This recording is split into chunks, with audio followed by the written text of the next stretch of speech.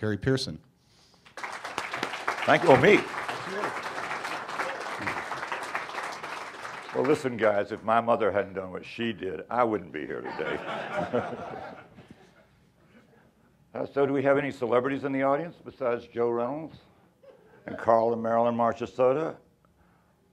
Well, Arnie Nudell was here last night, but he has a business meeting. But he's back, and he's working on a speaker that looks impressive. And he always made good ones. Okay, so I want to talk about reviewing. I want to tell you what I'm not going to do. I don't want to mention names. And I really don't want to mention specific publications. I'm not here to talk about specific failings of any of us. I am here to talk about what we need out of reviewing right now and what we need out of reviewers. And I'm going to throw this open to questions once I finish what I hope are brief remarks and let you have at it. But I don't want, again, I don't want to talk about the absolute sound, good or bad, and I don't want to talk about any reviewers, good or bad, because that's not the point. The point is, I believe that we are living at the era, at the beginning of the high-end's best era ever. We have breakthroughs in equipment right now you would not believe, and more on the line. I can name a few just for fun. Valachi, for example, who's here, has a battery-operated tube unit that is both a line stage, and then they added a phono stage. The battery charge will last 60 hours, but if you turn the thing off, it recharges. What it does is it removes all the outside noise from the power line, and if you hear it, the clarity will shock you. What it needs is somebody to describe what kind of AC power sounds like. And I don't mean the kind that the so-called power conditioners, which are better in and of themselves. Conrad Johnson has a new set of electronics out. And what they have done is they put Teflon capacitors in them everywhere, all of them. And they think that the Teflon plus the circuit changes has straightened out the time relationships in a way that I'm having trouble defining. Because the timing on most electronics is wrong. But you won't hear that unless you know about the real thing, which is, of course, the absolute sound. And one of my always remarks is that, even saying this, that equipment is the avenue to the absolute sound. It is not an end in itself. So it is the highway you take to get to the music. Now, of course, when you're traveling on a highway, there are always sideshows. And these are the things you can fall in love with. And people like that say to me, well, Harry, it can't be achieved. You'll never have a perfect sound or absolute sound. And I say, well, if you give that up, you give up progress. Then you're making vanilla ice cream. You're sort of the Ben and Jerry. And I really believe that we've got to look at equipment in terms of reducing colorations, reducing distortions, so that we can hear more of the sound. Now, I would hope all of you eventually go to a live concert, but I'm not so foolish that I don't know that a lot of people don't. But I don't think that can stop you. I think we had this afternoon in the lobby, one of the world's best Mozart players was playing on a grand piano, flown in, by the way, by Ray Kimber, who also flew in 2 tuners. And I asked, is it sushi or not? No, bad joke, Harry. And he signed out. He did a box of Mozart, which you can get, I think, from Ray. And he came out to play a mini concert. I think for me, I had my absolute sound shirt on, so I knew I was hearing the real thing. And yet here were tons of people going by, and nobody really stopping to listen, and the sound was loud. I was reminded of the story of this wonderful violinist, Joshua Bell, who stationed himself outside the federal building, and nobody knew who he was, so all the federal employees walked right by him. He's out there playing Bach and the chaconne and stuff. Anybody hear it? Well, here you have a supposed audience of music lovers at this show, and I bet there weren't more than 12 people there. And I thought, and this guy played an amazing Mozart sonata. Of course, that's not the most commercial thing, but it was really a lovely experience, and it's there. And well, I'm babbling, right? So I think I want to talk about, let me say one more thing about music. Music, in my opinion, is holy. And it's one of the ways to get almost to the divine, however you define the divine. Because music, you really can't be expressed except as music. And if you know that you're on a holy chase in a sense, if you're trying to get the real sense of the real thing in the home. And that's why I adopted the concept of the absolute. It's not entirely why. The concept of the absolute sound was so that you could say there is a goal. There is a reference we can compare everything to. If you go listen to a piece of equipment and say the flute sounds like a piccolo, it's wrong. I don't care how it measures. I don't care what the time relationships are. It's wrong. If the viola sounds like the cello, it is wrong. You shouldn't be listening to it unless you want this technicolored glop all over your sound. And a lot of components that are the roadside components I mentioned briefly a second ago give you that kind of really wonderful chocolate ice cream with hot fudge sauce on it, but they're not real. And I don't have a problem with that if that makes you happy, but I don't think we should abandon, especially as critics, I don't think we should abandon the concept of an absolute, and we must not. And what's happening now is that's exactly what is happening almost universally online, in print, and everywhere else. A lot of people do not compare things to the real thing. Think about it. Read it. What they're writing, is, in my opinion, is advertorial copy. So if you make the manufacturers happy, and it's not written for you. And what reviews should be written for is each one of you, so that you know whether you'll be interested in following it up or whether you wouldn't be. So if you're interested, well, whether you're interested or not, you're going to get it. I was going to tell you a little bit about where I came from, and well, hi, and how I got there, and how it ties in sort of with this. I was born in the mountains of North Carolina, where we had obviously no live music down south, very little, and the record player was the only way I heard any music. I was lucky, I suppose, because when I got a record, it was like paradise, and I got a lot. And as I went along, you should have seen me go through systems. The first real records the first great experience I had was stereo. And that's when I really got fascinated. And then I think my second great experience probably was Mercury Living Presence. Because no matter what system you had, the sound was so honest. It sounded good, which was an amazement. You think about a lot of records made today. It depends on what system you have them on, whether they sound good or not. I went to college, and I had decided I wanted to be a psychiatrist. And my mother says, "Why do you want to be a psychiatrist?" And I said, "You should know." And I think she did. Well, what happened was I ran up against organic chemistry. And that was the end of psychiatry. But then I thought, well, maybe I'll be a psychologist. Meanwhile, I was collecting enough hours to be an English major. But in psychology, we did a lot of experiments. And what was interesting was I learned techniques that could be applied to reviewing, like the intercommentary system that we did in the early magazine. Because you get different viewpoints of the same thing that give you a fuller sense of what the component can and cannot do. And we would pick out basically the good components to do this to, and also, as somebody noted, the ones that we could ship around. Especially when we started, we were a very small magazine. I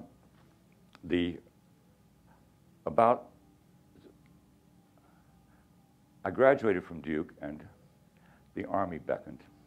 You can imagine what a joyous experience that was. And I was going to be drafted. And I went to the Duke Placement Bureau, and there's this wonderful, wonderful old lady named Fannie Y. Mitchell. Classic Southern name. If you're named Fannie today, you're a mortgage company. Or something else. And she said, you wrote this play that was produced here, and you wrote this magazine that was articles for these magazines. So I got a job opening at a Winston-Salem Journal-Sentinel.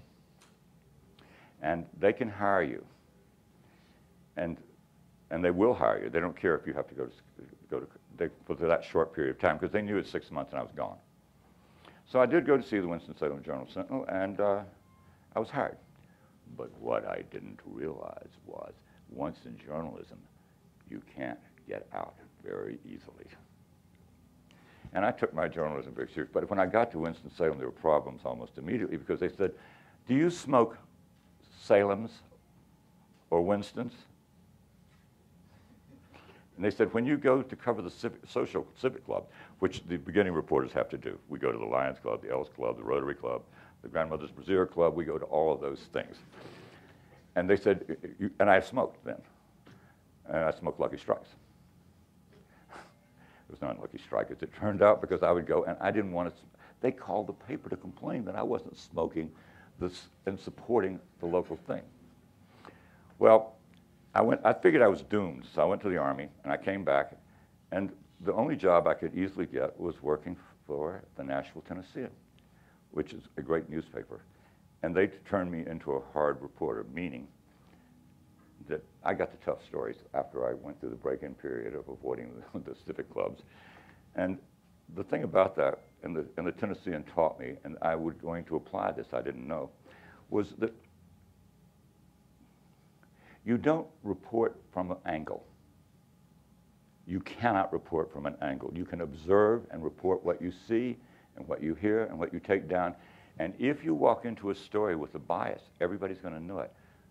And they will, because readers aren't stupid, even if they may seem so today. They aren't. And they said, go in, report it almost like you would if you were a drama critic, except, of course, we were covering a different kind of drama. And I thought about this, and I still follow this, and I thought I should bring a kind of reporting, don't go to sleep, to the absolute sound. I wanted the magazine to be set up so that we followed certain psychological precepts, which were the intercommentary system to give you a fuller thing, and then we began to run into, I didn't tell you about starting it, did I? Well, one more story about that. Newsday hired me later, and I was hired by Bill Moyers, who was the best journalist I ever worked with, and the fairest. And he came from Texas, by the way, and was Lyndon Johnson's press secretary, lest you move too fast to stick a label on him. And he asked me, since I had a lot of awards, and I really did, he said, what do you want to do? Do you want to cover economics? Because I won the National Business Journalism Award. Do you want to cover politics? I did the National Political Science Association Award and went after Faubus and his gang. And I saved a river in Arkansas called the Buffalo, or instrumental, not solely. And he said, do you want to do environmental writing? And I had environmental fellowship too. So I said, environment's going to be the issue of the century, the rest of the century. No matter what you say, environment will be the issue. And I had no idea what I meant in the sense of, I mean, we started, when I moved to New York in Newsday, it was different from saving wild places. In Arkansas, everything was polluted. I found out that we were dumping, is this going to get censored? Mared, we'll do it mared, into the ocean. And sewage was running into the ocean, and people were swimming in, accompanied along the beaches. I found out that there was a nuclear power plant being built without any studies. I found out that the groundwater was being polluted because people were using runoff. And these were the stories I was doing, which were entirely different, and they required a kind of attention to detail. Unfortunately for me, or maybe not, the publisher of the paper was a guy named Guggenheim. And Bill Moyers authorized, but did not write, an editorial defending the rights of the Black Panthers. This was during the early 70s when the Black Panthers were, I'm not going to say what it's like today, but Guggenheim had a fit. So what he did was he went around and sold the paper to the Los Angeles Times on the proviso that Moyers be fired and not ever rehired. And that did it. And that's the time when I started starting the magazine. I'm still holding on to the job, so I had some money so I could eat. And the way I started the magazine was, I remember what Gordon did. What Gordon did was, Gordon started me on this. He was writing for High Fidelity when he wrote a review of the double KLH9s. And what he did was he said, these are the best speakers ever made, or the best I've ever heard, and he raved for a full page. And it was a great review, by the way. Well, guess what? The other speaker manufacturers in high fidelity, complained. And they complained because how are we going to advertise there if your reviewer says, so Gordon, I don't know whether Gordon was pushed out the door exactly or whether he voluntarily left, but he said enough is enough, and he figured that advertising was ruining the magazine. So he started an ad-free magazine called Stereophile. And what he did was he wrote letters to people who, like me, advertised in the back of audio or somewhere, and telling about the Stereophile and what he had and did. Now, there were a whole bunch of us, including John Coolidge, who helped me start the magazine, and others, who subscribed to Stereophile because we needed somebody to tell us what it sounded like. If you lived down south like I did then, when Gordon started this, it was almost impossible to go hear a component. And there were very few stores anywhere.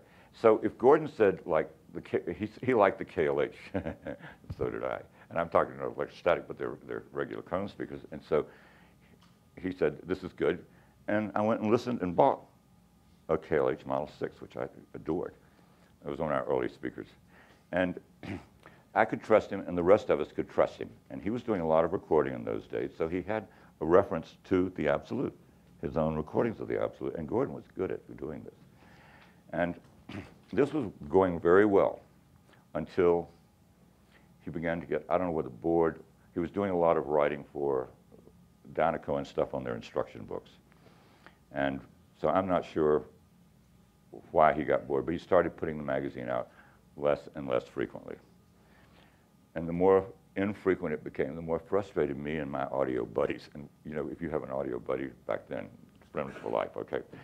He said, I call it John Cooley and said, well, I think we could do this. And John Cooley said, they'll laugh at us.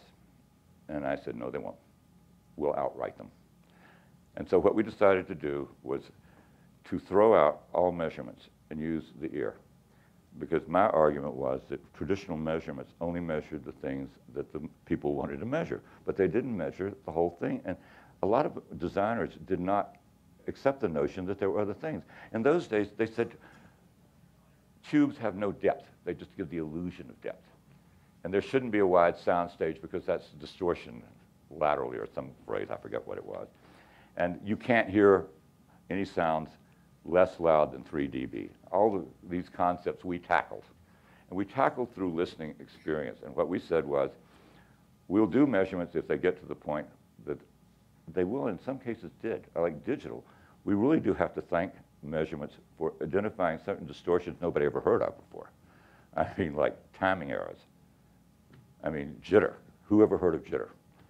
And we learned a lot because we found out something too with our work. And I'll get to that in a minute. But we found out if you can identify a problem, the designer can cure it. And you usually will. And this turned out to be a big insight. Arnie Nudell was here yesterday, and he could tell you, because what we did was, well, back up. I had a bunch of reviewers, and sometimes we were reviewing the same product, but we weren't talking the same language. So if somebody said that's low frequencies, what did that mean? Did that mean mid-bass? Did that mean deep bass? What did it mean? And I said, well, what we obviously have to do is we have to get a language for all of us that we can use. And I suggested what we do is take the musical instruments and the scales of the musical instruments and relate our frequency extremes and the words to them. And pretty much everybody agreed with that, and that's what we did to start. We built on Gordon's work identifying colorations, which he did superbly well. Like transparency and other terms we still use today because Gordon devised them. We tried to go beyond that, and I think we did, but maybe the most amazing achievement occurred was when one night in a mood, I had Arnie Nudell's QRS speaker, which in those days had the 2 strip panels, the tweeters and the mid-range. And the mid-range were Strathens, which are true ribbons in those days. And the tweeters were those, why can I ever think of what you call a pasted-on pseudo ribbon? Thank you, planar. It's the oxygen. It's the lack of oxygen. It's gone to my brain. Anyway, he had a big woofer box on the side, on both sides. and they were horrible. So you could listen to this wonderful mid-range and highs, and then you hear the sound of the woofers. And it sounded like that with everything. So what we did, and Wendell Diller was there visiting, we found my old QRS bass panels. And what we did was we took the woofers off and hooked up the QRS panels. And all of a sudden things happened I'd never heard. Stage expanded because there were no diffraction effects from the woofers or the raised edges of things. Then you could hear out to here, and the instruments were in the place they should be. It wasn't a phase effect. If the trumpet was over there, it was over there. If the timpanis were in there, and you could tell. You use the Mercury record. We use the Composer's Orchestra because they recorded that with 3 mics, and we found not only that, but we could hear depth. We could tell it was up front, and we found out the depth on tubes was right, and that solid state didn't do depth then. That was one thing that I think we taught them. But what taught me was we had a spatial language. We had a concept of space we could give to the world. And that's what I think this absolute sound would be remembered for, is we examined the third dimension. Excuse that phrase, didn't wear glasses either. And we had a 3-dimensional space in front of us, and we were able to refine technique. We were able to hear things in recordings, and you know, interestingly, I'm sure you guys know this, but some of the most accurate recordings were the ones with the least mics. It is no big surprise to me that when Telarc started out with digital, that they only used 3 mics. And people forgave them a lot of the digital artifacts because there was a natural perspective by the miking technique. So all of that sort of lined up in a way that I was really proud of what we did. I really felt and still feel that multiple commentaries are necessary. Mr. Vallon pointed out to me last night and again in the lobby that that's not practical these days because how could I ship a pair of solutions all around the country that way? And I said, well, I'm not saying that. We've got plenty of small speakers. Carl is making a beautiful little micro reference, which is one of the best small speakers I have ever heard. You can ship that anywhere. And then Jonathan said, well, would they give you 2? Well, I could transship it. Would they allow you to transship it? How could they stop me? You know, the fact is, I think that more perspective on sound, when people agree. I mean, if somebody thought that the speaker stunk, it wouldn't be pointless. It'd be a negative review, and that wasn't our point. Now we live in the age of what I have to call the rise of buzzwords. And there's one I want to take on and argue with, and then what I'll do is open the floor for questions. And I hope you guys will ask what you feel in the context of remembering that all of us reviewers really have to work together. And anything you can do to sit on the reviewers about listening to the real thing and describing things accurately and helping us to further develop the language. That's what we have to do. We've got a new language. I mean, like the Furotrek is a Furotrek. No, we do have a new language.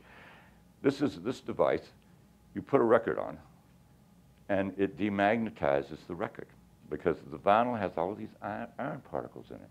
And this lines them up and essentially eliminates them, at least for one play. Well, what happens is this veil, I call it an aura of grain, my new contribution, disappears. And you can hear into it, and there's nothing between you, and there's more depth. You can hear the back wall of the hall if it's there to be heard. It's an amazing thing, but you've got to have the language, and you've got to have concepts. So guys like you can go out and say, okay, I buy this record, I put on a Furotrek, or I hear one, what will I hear? Or what kind of things will I hear? And you sort of say, this is why I think it's worth checking out, but you've got to check it out. I can't check it out for you, and you must not trust me or any reviewer. You have to work on your own sense, and you have to go around and see if you can hear it. I mean, you can use us as guides, don't get me wrong, and I like to think I do that really well. But here are the days of the buzzword. Excuse me. The word best. Is everybody ready? That's the best speaker in the world. Now, of course, this immediately offends me. How can it be the best speaker in the world unless you have heard all the speakers in the world? Or that's the best sound at the show. Did you go to all the exhibits? The best speaker in the world, even if you heard all of them and could, you're going to find a dozen or more that you consider excellent or superior. How would you choose that? How would you choose among them? The only way you could choose among them, and you still couldn't say best, you could say this does the least damage or this does the damage I can live with. It's like when you use a Leica versus a Nikon. They're both excellent cameras, but they do different things well. And how do you say what's best there? You have to say what I can live with and what flaws I can tolerate, even in the best. Now, for something being the best in show, go around here.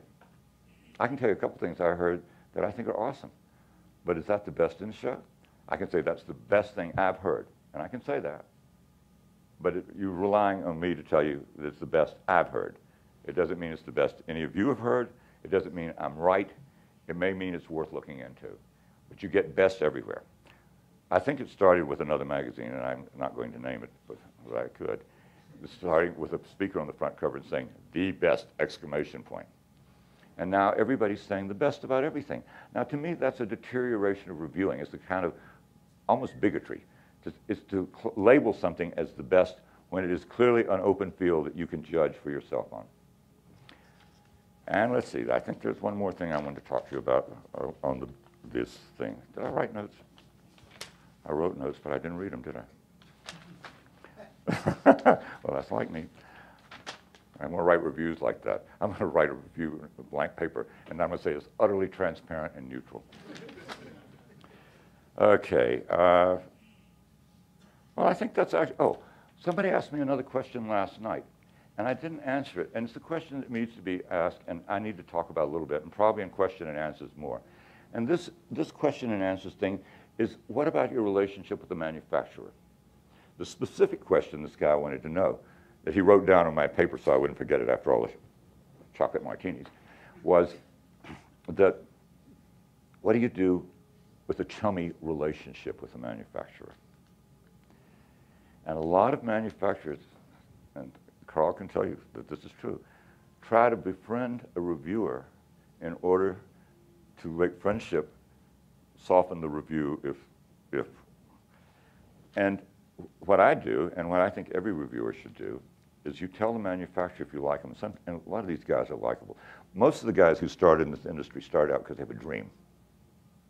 And a lot of them come from small businesses and from the outside world. We are not an engineer-dominated field in general. We look at this and we say, look, I'm friendly, I like a lot of people, but understand this, I would expose my grandmother, rip her brassiere off in public if she was wrong. That's my job.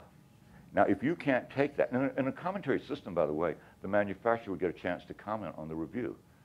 But I found out when I was doing the Absolute Sound that they don't really want to comment on the review. They want to write the review and say, "Oh, Mr. Pearson, that was wonderful. We really appreciate that." And so I wasn't getting another viewpoint. So I thought, okay, but we still hang on to that. The chumminess back to, you say, this is the way it's going to be. And I've had manufacturers blow their top on. Arnie blew his top over my mating a speaker that didn't exist.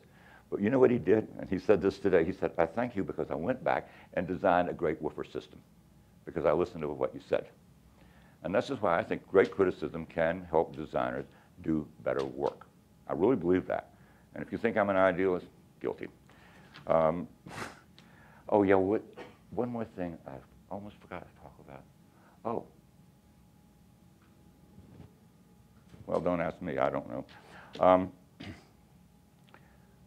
Advertising. Thank you. How could I forget it? I forgot advertising. Okay.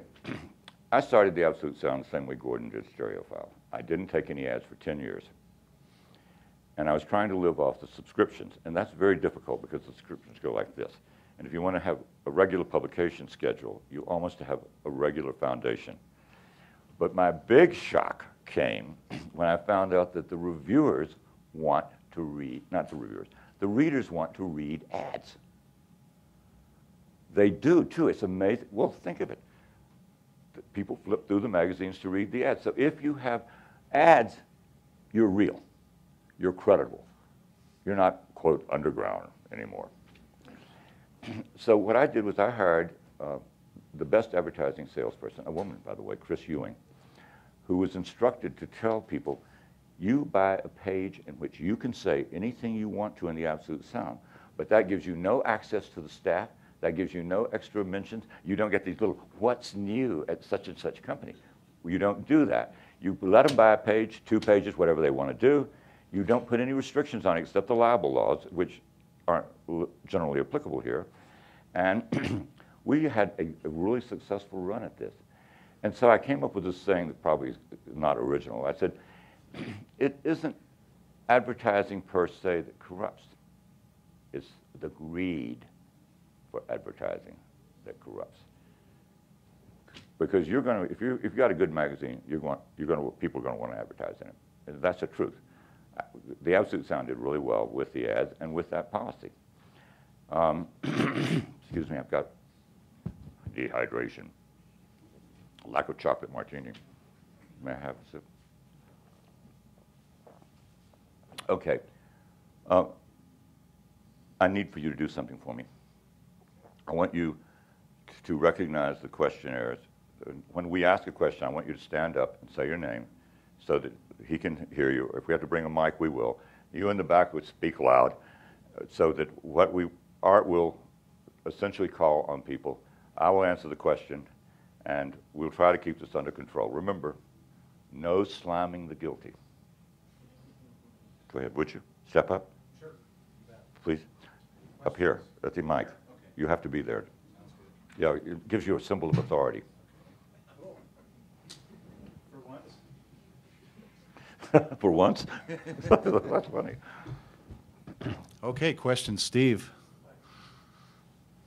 Harry, thank you. Identify yourself. First of all. Pardon me? Identify yourself, please. Stephen Norbert with Edge Electronics. This is Kelly. Can you guys hear it? No. Stand up straight, Sorry. talk from your chest. Like I I try to do. do it more from my diaphragm, in fact. Yes. Thank you for being here, first of all. And I, first and foremost, also want to thank you for taking responsibility for your perceptions when you talk about what is best according to what you perceive, and the responsibility that each of us have for caring for our senses. I could go a long way with that, but just right there. What's the question? My request is that you say a little bit more about this thing that you refer to as inner commentary as it relates to our biases. Well, what I didn't talk about, and I think should be in the magazine, because the subject is so complex that I've been intimidated by having to talk about it, because there's so many things I could cover, I didn't know how to arrange it. I could go on for 3 days and talk and cover different aspects of what I've learned. Biases are something that should be in every reviewer's lexicon, and in every issue, periodically at least, the reviewer should identify his bias. What kind of music does he listen to? And you can list those recordings. What kind of, maybe a sketch of the room, so you can put the reviewer in a context. It's essential that you guys be able to put the reviewer in a context so you can tell from whence he comes, so to speak. And what is his bias? Where is he coming from? I mean, I tell everybody that I like unamplified in the last time, but I like classical basically, but I can do very well with folk and other things. But the orchestra and the big sound, me. And I don't want anybody to be under any illusions about that. I've published pictures or sketches of my rooms, and I've tried to describe them. I've tried to put me in as much a context as I can so that when you read me, you know that I'm coming from here. You don't know that from any reviewers much these days.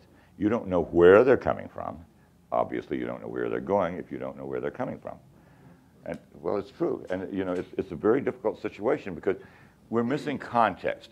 See, all of what I've been talking about now, and probably inarticulately, is process. And it's the issue of process that we have to be concerned with. And it's the process of reviewing. And so what is the process of reviewing? Well, I mean, how would you know if you read some name on the internet? I don't know when, and I wouldn't use it if I did. Why should you take him seriously? What is his reference equipment? That's another part of it. Now, and I don't mean the kind of reference equipment somebody lists and says, you read 25 names. That's not relevant to the review. That's bragging. well, I have that preamp, and I have this amplifier, and I have 3 versions of that, and I have that, and that, and that's done all the time. But that's not context. That is not process. We need to know the reviewer, and we need to know his weaknesses, which he will automatically reveal by telling you where he's coming from, what he listens for, and what kind of room he listens for. And a good reviewer will even tell you how he weights the sound in ways. For example, one of my great bugaboos the whole time I've been writing is the fact that almost nobody gets the mid-bass right on a speaker. That, to me, is the big troublesome area. And I heard a wonderful tale from a reviewer friend of mine who said about this very expensive and highly touted label. Well, she listens to Frank Sinatra a lot, and these speakers don't have the baritone quality that makes him sound smoky, the identifying Sinatra signature. And that's mid-bass, and that's probably in crossovers, which by, you know, and does that answer your question, sort of? Okay. Okay. Next. Next question. Yes. Please. Thank you. My name is Harry Zwieben. First of all, I want to thank you for especially the early days of the magazine with all of the music reviews. I'm thinking specifically of series about EMI or Decca, RCA records and recordings, and I learned the classical repertoire reading those reviews and following those series. And thinking about the early part of your talk tonight, you mentioned this gulf between reviewers catering to advertisers, essentially, and kind of appealing, addressing their audience. It seems to me, I've watched increasingly with, you know, as younger listeners are listening to lower res formats, MP3 and so forth, the magazines are, it seems at the same time, are educating people less and less. And if you share that perception, how can, do you think reviewers can change that climate? It doesn't feel like there's education going on, as you kind of alluded to. And that's one of the things that I've been missing. Well, what would you think they should be doing to educate on music? Well, perhaps talking about, you know, maybe a series of labels, maybe a series on, I don't know, Hyperion or Shandas or this label or that label, and what recordings are good and what they've taught reviewers about the music, and have a reviewer, you know, maybe, and that's just classical, and maybe we do the same with jazz or do the same with alternative music. And I know there are music reviews in the magazine. I'm sorry to make this question so long, but I'm wondering how we bridge this gulf so we're not a bunch of middle-aged white guys coming to these events that are so wonderful, and we can bring in more listeners, more people, so that, and expose them to gear as a way to get through that highway that you talked about, so that they can learn more music and learn about that music through the recordings and through the gear, and while not catering to the advertising. What would you recommend, if I'm onto something, or if anybody else, if you share that perception, how can reviewers or magazines address that? I'm not sure I really understand what you're getting at exactly. In my opinion, the answer would be very simple, and if it sounds like I'm blowing it off, I'm not trying to. I think if you write about music with passion, you solve the problem. And I mean informed passion. Like when we started the magazine, there was a world of difference between an Angel and an EMI. And of course, one of you brought more of the music, and generally speaking, that also allowed us to introduce a whole class of composers. And it was by finding the differences in the sound of the labels and finding things that we were passionate about. I mean, for example, today, none of the magazines, in my opinion, do much in the way of serious criticism of popular music, of the stuff that's popular now to the generation that we have to reach if we are to survive. We've got everybody and their brother out there with phones and with music 24 hours a day, which we didn't have when I started. So the question is, how do you convert that enthusiasm into education and into a high-end passion? Is that what you're saying? That's exactly Well, there was, when Mike Mercer was here the last year I made the speech, he said something very interesting. He said that he thought every dealer should have docking stations for the iPods and the players. And what the dealers would do would have, say, one system do a low-price system, but it would be that docking station. The next docking station would be to a slightly more expensive one and up, so that people could take their players, their iPods and stuff, and hear what effect our components are having on the music, and hear how much more they could hear than they are hearing through these little bud earphones. Now, I think that's the direction to go, and since he made that speech, I don't know that I know any dealer who's done that, although there may be one somewhere.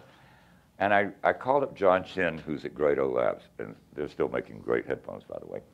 And I told him that Mercer had said this, and that I didn't understand the resistance of dealers to the young and to women, but then particularly to the new generation.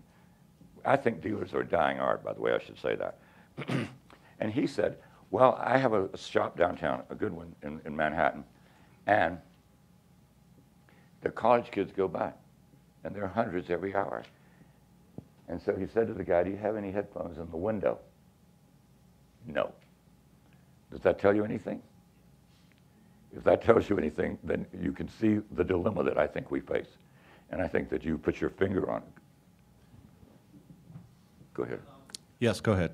My name is Jonathan Novick. You made a point when you opened up, you talked about the absolute sound being recreating the live music. The problem these days with the change in recording techniques that I see is that people are recording at home. They're going on to Pro Tools, they're using Auto-Tune. The final works that they produce, particularly with pop music, but it's also happening in jazz, not happening in classical, thankfully, but what is produced never existed in real time. It's a manufactured recording. So one of the problems that I see, interested in your commentary on, how do you judge a system when you're listening to something? You don't use that kind of music to judge the system. That's how you get out of it. You can listen to it for fidelity. It can be your roadside attraction. You can listen to it whether it's good recording or bad recording, and that is perfectly as it should be. And that's the kind of reviews I will probably have if I were doing a separate publication or something like that. But I don't think that, I would not think of using some of the multi-mic'd things because they're not real. I mean, I wouldn't know how to tell what the real sound of an amplified instrument is because the only amplified instrument I play is a stereo system. So I think that what you have to do is realize that you've got to pick out some material that will let you know how truthful your reproductive system, you're reproducing. Excuse me, guys. I've been up too high. Go ahead. Hello, my name is Ramon Sen. I'm with the Santa Fe Audio Society. And Harry, do you think that you and J. Gordon Holt for the last 30, 40 years steered the American industry, audio industry, towards this neutrality and this non-coloration ideal, which by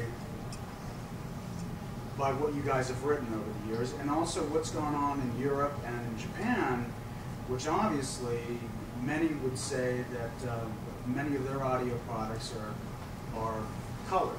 And also, doesn't a cello have color? Doesn't a violin have color? Doesn't a microphone have color? And you cannot reproduce that without a great system. You've got to be able to tell a Strad from a regular violin. The joy of a great system is that you can hear the character of the instruments, the character of the hall. You have a great system to do that.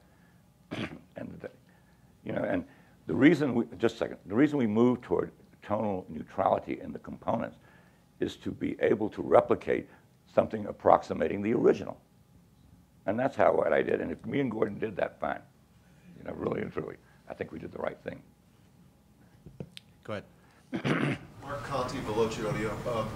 Steering this maybe back towards the reviewer side of things, Harry, and being someone who maybe came to maturity in the 60s, a little bit of a rebellious kind of time, it strikes me that Stereophile and the Absolute Sound that you founded kind of were a response to a very strong industry that had a mouthpiece kind of situation going where things were measured and praised and so forth, and you came in as the people to speak the truth. And I remember first reading Absolute Sound, and the legitimacy that I sensed was because of reviews that would be very positive, but also were not afraid to be very negative. And it strikes me that today the entire reviewing process has become just really a positive, wonderful thing. It's an editorial. Everyone up. And to me, getting back to the gut of the thing and being able to say kind of what you believe is key to us believing what the reviewer is saying. And I'm just curious as to your comments. I think you made the sermon. Is there anything I can add to that? By the way, you know about this guy's battery-operated tube line stage that I mentioned at the beginning. Well, the fact is that it gets you closer to the sound by removing a major source of distortion, which is the AC signal. It isolates it with this battery, with the power supply. Okay. I have a question. Oh, you're not allowed. Go ahead. Okay, so it's taken me 3 to 4 years to get my system set up the way I really like it, okay, to really maximize it, to get it sounding as good as I think it can. Maybe it can even sound better, okay? How can a reviewer, with its endless procession of equipment coming into his listening room, possibly accurately judge the potential of a piece of equipment over such a short period of time? And the magazines used to come out every quarter. Now they come out every month. I think once it came out every 6 months, but that was just once or twice. Well, first of all, a reviewer knows his listening environment. And in that listening environment, he has certain reference components that he tries to keep there. I believe in the long-term loan, and if it's really good, I ask if I can keep it, because I don't want to change everything at once. That way madness lies. But what we'll do, for example, let's say I'm testing a speaker. We'll try it we'll listen to it with the standard setup, then we'll change to see if it changes with the setup. We'll substitute components as much as we can to see if we've got the essential character of the component under review. And this we have to do. It's a process of trial and error, and it is not done quickly and not done overnight. If you have to put out the reviews like this, this, and this, I mean, it takes us a long time. Joey, who's my setup guy right here in the corner, Joey Weiss, stand up. He can tell you what efforts we go to, and he's a great setup man because he won't rest until he gets it. We did the 8 cartridges and went crazy because it took forever to make sure that we got he did the Fosco meter, which I thought was one of the great inventions of all time. That lets you see azimuth. We do azimuth alignment, the magnetic alignment, the VTA, everything to make sure that we were hearing the cartridge. We picked out a tone arm that I thought was really and truly the best that I had heard. Best I heard. You already said the best tone arm in the world, did you? And it had arm wands, and we could make relatively quick changes. And when we did make a change, we used the same material.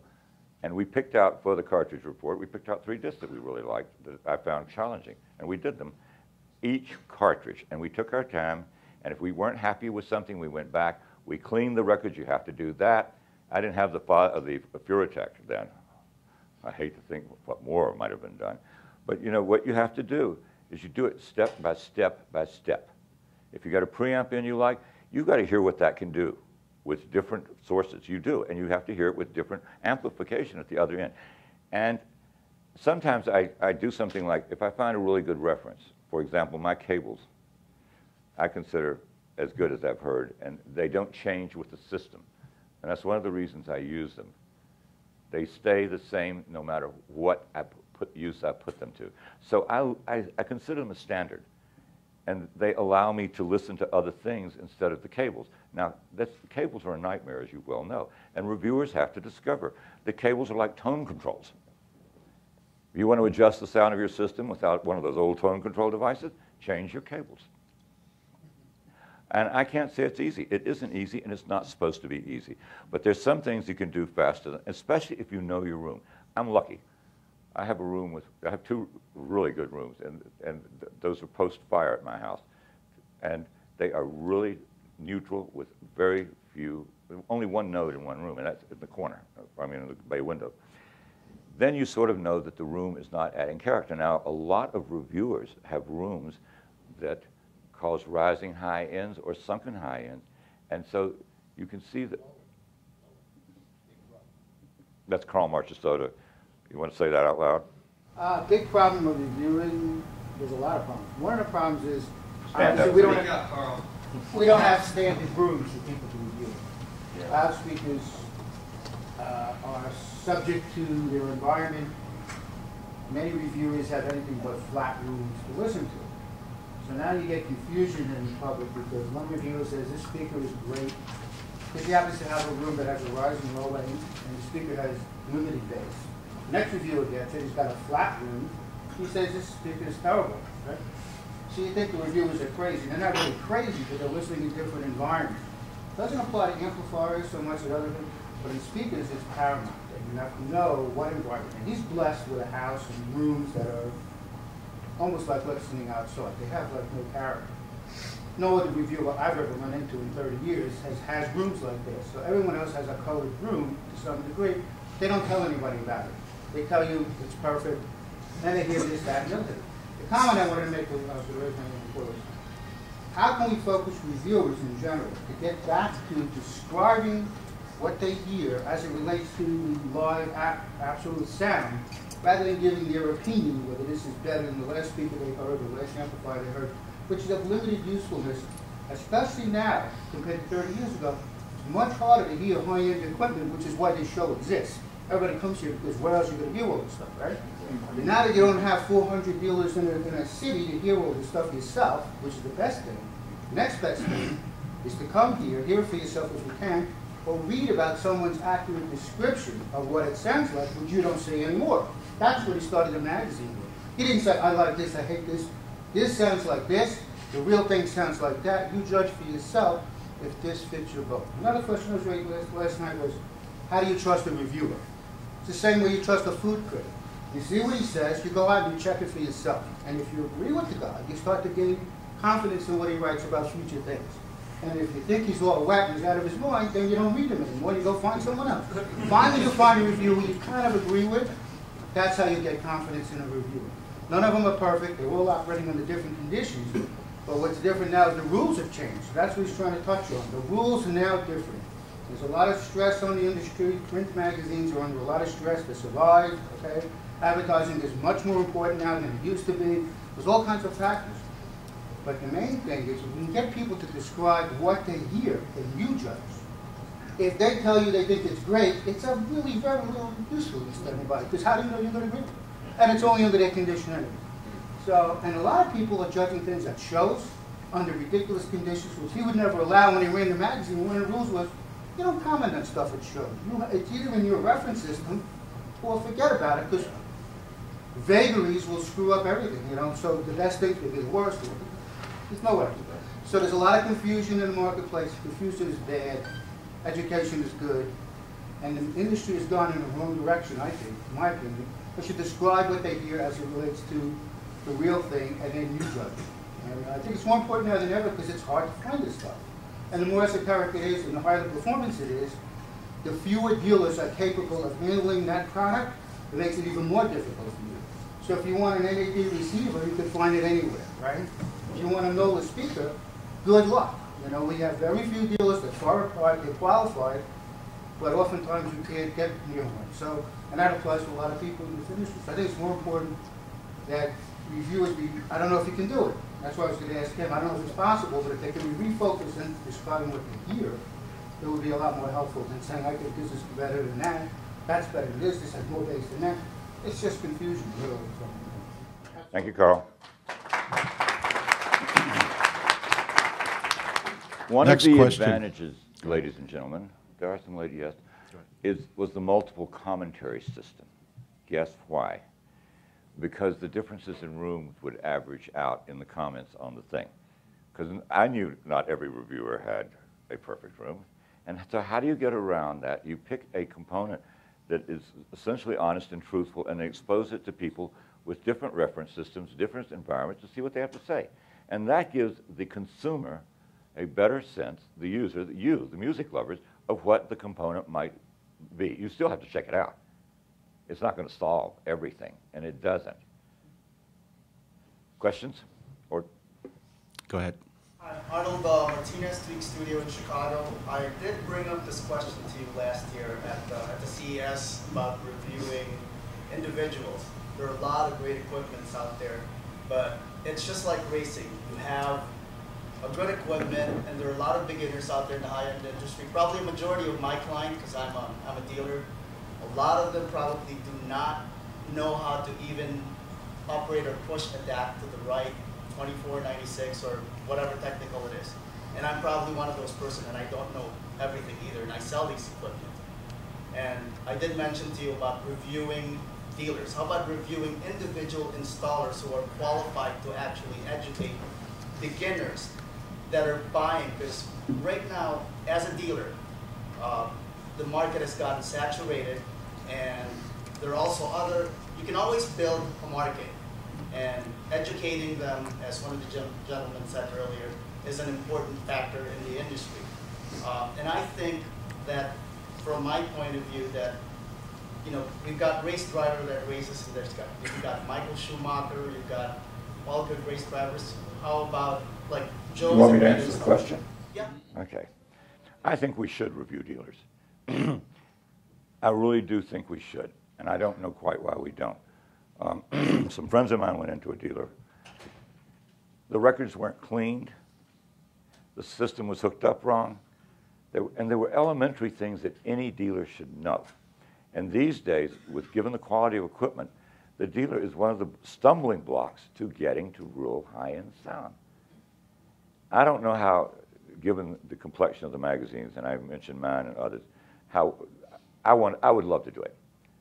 And what I want to do is I want to send people out dressed like Joey, for example. No, but I mean, this is a perfect example. Joey is a recording engineer. He does records, music. But people blow him off if he doesn't look like what they want, or it doesn't look as if he has the money they want. And they do that to everybody at a certain age. They do it to women. Find a woman in this audience who, tell me. Go ahead, say it. Oh, I've been ignored in the finest establishments.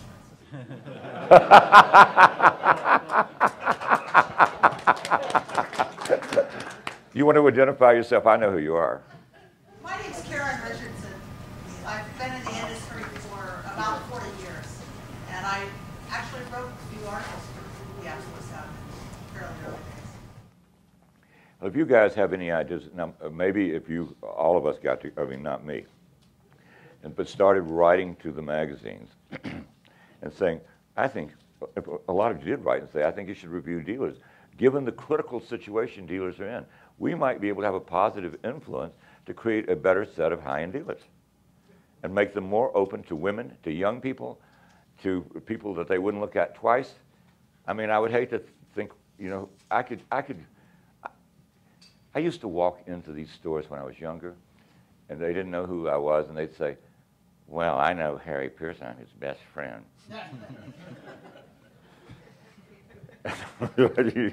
I said I know him too, but I'm not his best friend, maybe.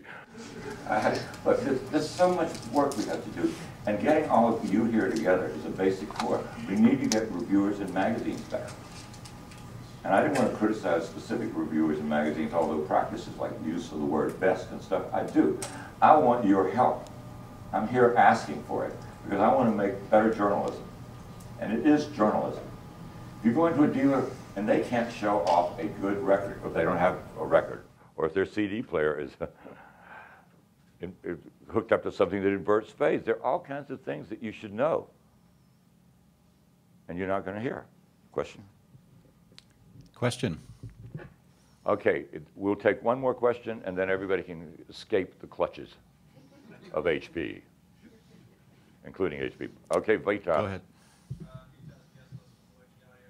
Louder. It seems like the most probable forum for criticizing magazines is the letters section of the magazines. And yet somehow I always get the feeling that the editorial response is always a little too defensive, a little too self-effacing, and I don't know that any progress is ever made when the magazines are criticizing the letters column? And could you maybe elaborate on why that might be? I could brag on myself, and I will. I believe that letters from the public, uncensored, unscreened, are the soul of a magazine. And I built my magazine on those letters. I found some of my, I did. Tony Quartersman came to me through that, and he turned into a reviewer, different type of reviewer, but one I needed, the mechanical type who did covered all the points. I found Art Pfeffer, who was the best writer about music, classical music I practically found ever. I found half a dozen of my best writers by opening the letters section, and yeah, I'd get saucy back. I remember somebody, this is going to get cut out too, I know, but I remember some dentist writing me and saying that I had not reviewed the latest Panasonic player, integrated unit. And he was going on me about how I was prejudiced against the Japanese and how ignorant I was and how he knew everything. And so finally I said, I can suggest an orifice you have that you can stuff that Panasonic player into. And because you do get jerky letters, and I think it's fair, if you're not being unkind or biased or bigoted and all that crap, to tackle a wrong idea in a letter. And that makes controversy, and that produces more letters, by the way. And they say, Pearson, you are an asshole after all, you know, we got you. And I really do believe this, and I know that, God, I shouldn't say this, I know that letters sections have gotten pale, and that letters that are really critical are not, the criticism aren't really addressed thoroughly by the staff. This is true of everybody. I know that really critical letters sometimes don't make it. And I don't know what to do about it because, wait and see. I may know what to do about this. Guys, I really appreciate your coming in. I appreciate the quality of the questions, but I want your help. And if you could give me your help, you'll be giving the industry your help. I want you to write. I want you to criticize. Write and say, why don't you ever publish any tough letters like this one? And you might even want to send it to several magazines and see if anybody does publish it. Anyway, thanks, guys.